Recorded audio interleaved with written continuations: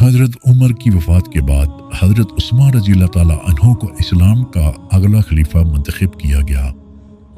حضرت عمر کے دور میں بھی حضرت عثمان کی طرح بہت سے مسلمان ہوئے۔ ان کی بڑھتی ہوئی طاقت سے مسلمانوں نے مصر کو فتح کرنے کے بعد شمالی افریقہ پر بھی رومی سلطنت کا کنٹرول کمزور کر دیا۔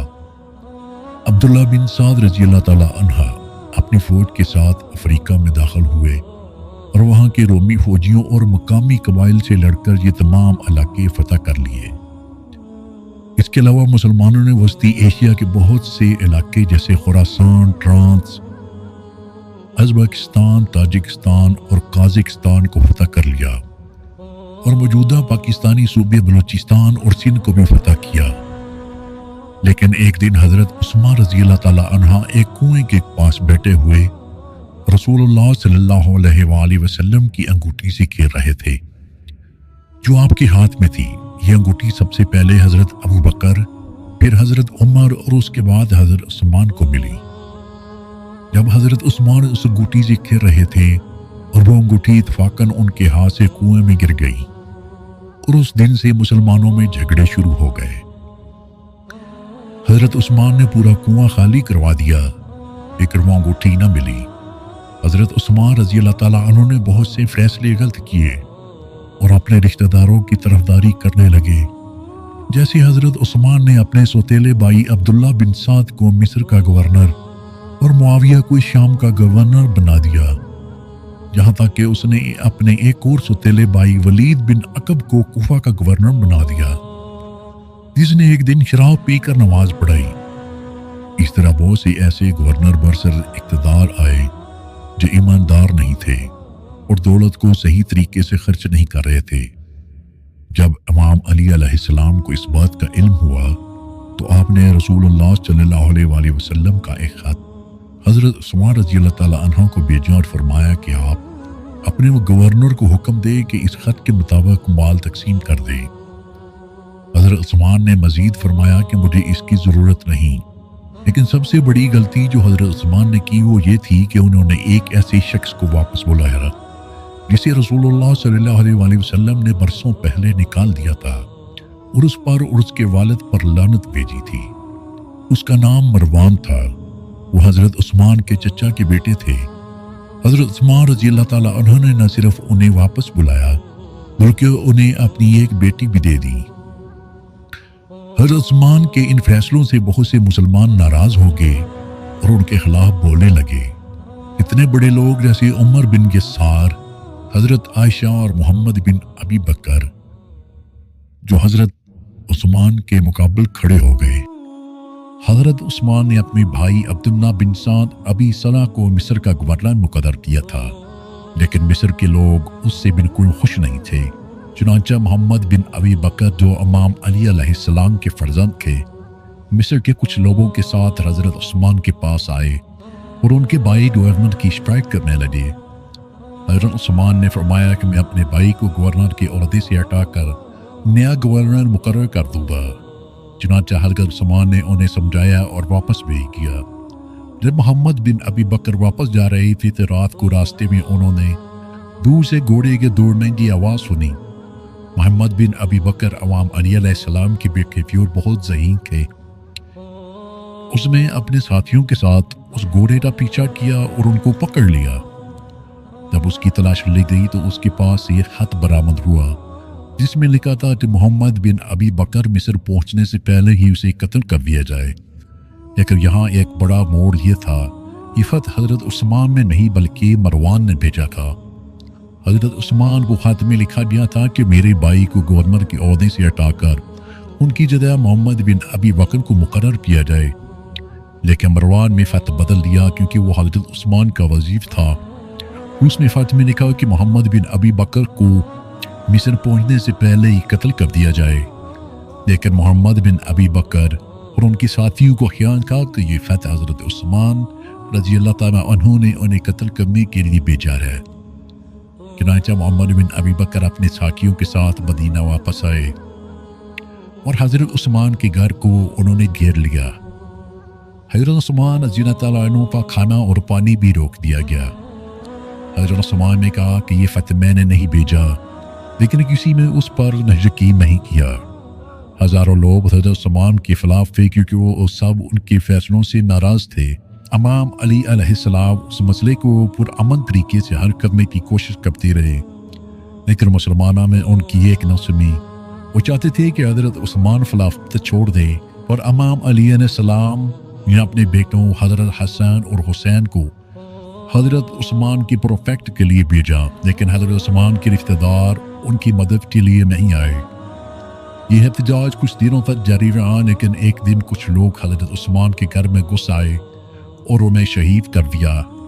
लेकिन आज तक किसी को पता नहीं चला कि कौन था जिसने हज़रत उस्मान को शहीद किया।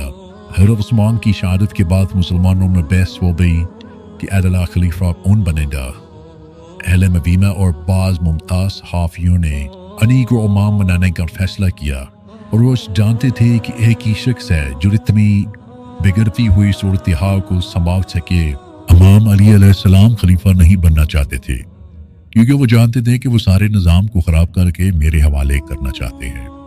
इमाम अली अलैहिस्सलाम ने फरमाया कि मेरे अलावा तलहा या ज़ुबैर को खलीफा चुन लो, लेकिन हज़रत तलहा और ज़ुबैर ने फरमाया इस वक्त आपसे बेहतर कोई खलीफा नहीं बन सकता जो इस बिगड़ी हुई सूरत हाल को संभाल सके। तो इमाम अली अलैहिस्सलाम ने फरमाया, याद रखो, अगर मैं खलीफा बना तो इंसाफ होगा और तुम्हें मेरा हर हुक्म मानना पड़ेगा। तो लोगों ने कहा बिल्कुल ऐसा ही होगा ये, और इमाम अली अलैहिस्सलाम को खलीफा बना दिया गया। इमाम अली अलैहिस्सलाम ने खलीफा बनते ही सबसे पहले तरफ गवर्नर को हटाया जो हज़रत उस्मान रज़ी अल्लाह ताला अन्हा के दौर में लगाए गए थे। उनकी जगह शरीफ और दियारतदार लोगों को गवर्नर मुकर्रर किया और इस बदउनवानी को ख़त्म किया जो पिछले गवर्नर कर रहे थे, और खजाने को अच्छी तरह मुनज़्ज़म किया ताकि माल की तकसीम ईमानदारी से हो सके। इस तरह इमाम अली अलैहिस्सलाम ने इस बिगड़े हुए निज़ाम को ठीक करना शुरू किया। लेकिन हज़रत आयशा रज़ी अल्लाह ताला अन्हा, हज़रत ज़ुबैर और तलहा ने इमाम अली अलैहिस्सलाम से फरमाया कि पहले हज़रत उस्मान की शहादत का बदला लिया जाए, लेकिन इमाम अली अलैहिस्सलाम ने फरमाया कि पहले मैं इस पूरे निज़ाम को ठीक करूँगा, तब ही मैं हज़रत उस्मान के कातिल को सज़ा दूंगा, क्योंकि इस वक्त हालात बहुत नाजुक हो चुके थे, और अगर इमाम अली अलैहिस्सलाम हज़रत उस्मान की शहादत का बदला लेते तो हालात मज़ीद ख़राब हो जाती। लेकिन हज़रत आयशा, तलहा और ज़ुबैर ने हज़रत अली की बात नहीं मानी और बसरा की तरफ रवाना हो गए ताकि वहाँ से फ़ौज लेकर इमाम अली अलैहिस्सलाम के ख़िलाफ़ जंग कर सके। उस पर अम्मार बिन यासिर रज़ी अल्लाह ताला अन्हा ने खुतबा दिया। अम्मार बिन यासिर ने कहा कि रसूलुल्लाह सल्लल्लाहु अलैहि वसल्लम की ज़ौजा मोहतरमा आयशा रज़ी अल्लाह ताला अन्हा बसरा की तरफ रवाना हुई है, जो दुनिया और आखिरत में आपके नबी की बीवी है। अब अल्लाह तुम्हें आजमाना चाहता है कि तुम आयशा की इताअत करो या अल्लाह की, क्योंकि अली की इताअत अल्लाह की इताअत है। और ये खुतबा देने वाला अम्मार बिन यासिर वही शख्स था जिसके बारे में रसूलुल्लाह सल्लल्लाहु अलैहि वसल्लम ने फरमाया था कि सर से पांव तक ईमान से भरे हुए हैं। जब इमाम अली अलैहिस्सलाम को मालूम हुआ कि हज़रत आयशा, तलहा और ज़ुबैर उनके खिलाफ फौज जमा करने गए हैं, तो इमाम अली कुफा से बसरा तशरीफ़ ले गए ताकि इनको कायल करें, ताकि यह मसला पुरअमन तरीके से हल हो जाए। लेकिन हज़रत आयशा ने उनकी एक न सुनी। इमाम अली का हज़रत उस्मान के खून का बदला लेना बनता नहीं था, क्योंकि हज़रत उस्मान को इमाम अली के खलीफा बनने से पहले शहीद कर दिया गया था। और दूसरी बात कि हज़रत उस्मान के खिलाफ बगावत हुई थी, और ये नहीं कि किसी एक शख्स ने उन्हें शहीद किया था, और ये भी नहीं मालूम था कि किसने शहीद किया। और तीसरा यह कि अगर इमाम अली हज़रत उस्मान के खून का बदला ना भी लेते तो ये उनका हक था, क्योंकि खलीफा ऐसा कर सकता था। लेकिन हज़रत आयशा रज़ी अल्लाह ताला अन्हा और ज़ुबैर रज़ी अल्लाह ताला अन्हा ने उनकी एक न सुनी और उनके खिलाफ बगावत शुरू कर दी, जबकि कुरान में इसका जिक्र है कि अपने अमीर की इताअत करो। और अल्लाह ने कुरान में फरमाया कि जब मुसलमानों का एक गिरोह बगावत करे तो उनके खिलाफ बगावत करो। और जैसा कि रसूलुल्लाह सल्लल्लाहु अलैहि वसल्लम ने फरमाया था कि कुरान अली के साथ है और अली कुरान के साथ है। तो इमाम अली अलैहिस्सलाम कुफा वापस आए ताकि उनको रोकने के लिए लश्कर तैयार कर सके। जब हज़रत आयशा रास्ते में इमाम अली अलैहिस्सलाम से लड़ने के लिए बसरा से निकली, एक ऐसी जगह से गुजरी जहां पर कुछ कुत्तों ने हज़रत आयशा पर भौंकना शुरू कर दिया। हज़रत आयशा ने जब ये देखा तो चीखने लगी और अपने साथियों से पूछा कि इस जगह का नाम क्या है, जिस पर आपके साथियों ने कहा कि इस जगह का नाम हौब है। हज़रत आयशा رضی اللہ تعالیٰ عنہ نے فرمایا کہ میں اس سے ایک قدم ہی آگے نہیں بڑھوں گی۔ میں نے خود رسول اللہ صلی اللہ علیہ وآلہ وسلم سے سنا تھا کہ میری اس بیوی کا کیا بنے گا جس پر حوض کے کتے بھونکیں گے، لیکن حضرت زبیر نے انہیں تسلی دی اور حضرت عائشہ ان کے باوجود امام علی علیہ السلام کے خلاف نکل آئیں۔ بصرہ سے باہر ایک میدان میں امام علی علیہ السلام اور حضرت عائشہ رضی اللہ تعالیٰ عنہ کا لشکر آمنے سامنے تھا۔ جب امام علی علیہ السلام اپنے خیمے میں تھے تو حضرت زبیر اپنے خیمے سے گھوڑے پر سوار ہو کر امام علی علیہ السلام کے خلاف تلوار لے کر نکلے۔ امام حسن علیہ السلام نے امام علی علیہ السلام کو اس کی اطلاع دی۔ امام علی نے فرمایا کہ میں خود جا رہا ہوں۔ امام علی علیہ السلام حضرت زبیر کے سامنے تشریف لائے اور فرمایا، زبیر، تمہیں وہ دن یاد ہے جب تم مجھ سے محبت کر رہے تھے؟ تو رسول اللہ صلی اللہ علیہ وآلہ وسلم نے فرمایا، زبیر، تم علی سے محبت کرتے ہو، لیکن ایک دن وہ ضرور آئے گا جب تم علی کے خلاف تلوار لے کر کھڑے ہوں گے، کیونکہ تم اس وقت ظالم ہوں گے۔ دیکھو آج وہ دن آ پہنچا ہے۔ جب حضرت زبیر کو جب یہ سب کچھ یاد آیا تو اسے سب کچھ سمجھ میں آیا اور وہ اپنے گھوڑے پر بیٹھ کر واپس چلے گئے، لیکن پیچھے سے امام علی علیہ السلام کے لشکر کے ایک شخص نے جا کر انہیں قتل کر دیا اور اس کا گلا کاٹ کر امام علی علیہ السلام کے سامنے لایا گیا۔ اس بار امام علی علیہ السلام نے فرمایا، میں اس شخص کو دوزخ کی بشارت دیتا ہوں۔ اس پر وہ شخص امام علی علیہ السلام کی فوج کو چھوڑ کر چلا گیا۔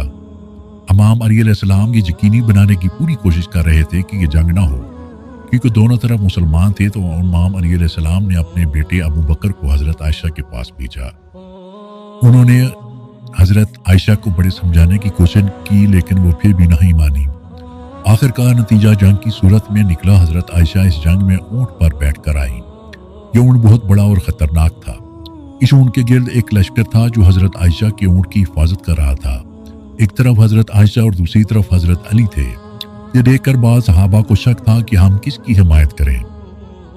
ابو بکر نامی ایک صحابی تھے۔ جب دیکھا کہ حضرت عائشہ رضی اللہ تعالیٰ عنہا آپ کے سامنے تھیں، آپ نے سوچا کہ آپ صلی اللہ علیہ وآلہ وسلم کی بیوی کا ساتھ دیں، لیکن پھر انہیں ایک حدیث یاد آئی جس میں رسول اللہ صلی اللہ علیہ وآلہ وسلم نے فرمایا تھا کہ جو وہ قوم کبھی ترقی نہیں کر سکتی جس کی سربراہ ایک عورت ہو۔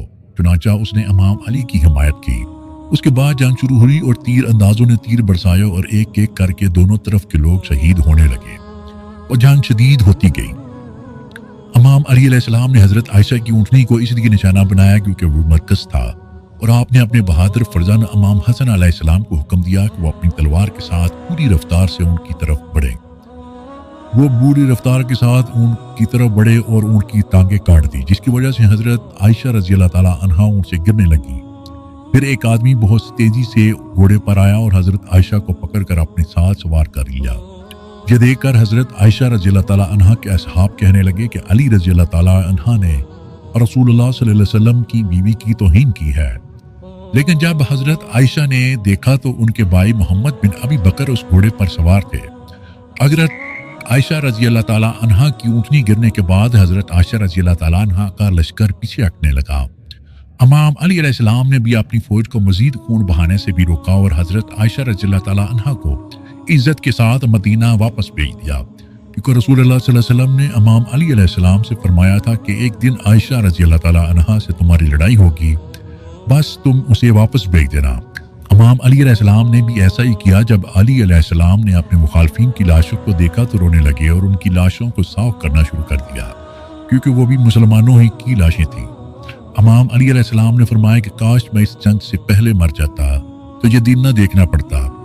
حضرت علی کو رسول اللہ صلی اللہ علیہ وسلم نے پہلے ہی یہ سب کچھ بتا دیا تھا۔